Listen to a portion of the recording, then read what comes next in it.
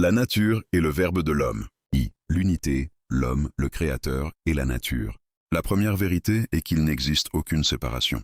Le créateur n'est pas un être lointain assis sur un trône, mais la substance même de tout ce qui existe.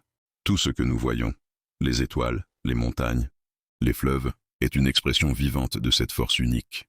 Le créateur est l'océan, la nature est l'eau, l'homme est la vague. La vague ne peut pas être séparée de l'océan. Elle est l'océan en mouvement. L'homme, le miroir de la création. Entre l'homme et le créateur, c'est l'homme qui parle du créateur. Sans l'homme, la nature existe, mais elle est silencieuse. Elle est comme une symphonie jouée dans une salle vide. L'homme est celui qui observe. Il donne un visage à l'invisible. Nomme. Il donne un sens au chaos apparent. En parlant du créateur chaque jour, l'homme maintient la connexion consciente entre la matière et l'esprit.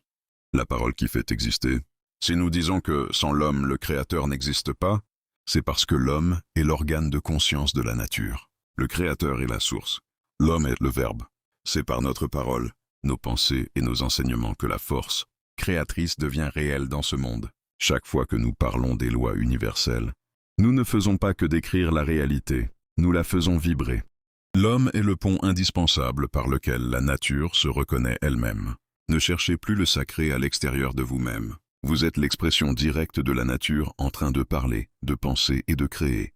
Votre responsabilité est de parler du Créateur avec justesse, car c'est à travers votre bouche que l'univers s'exprime. L'homme n'est pas un empire dans un empire.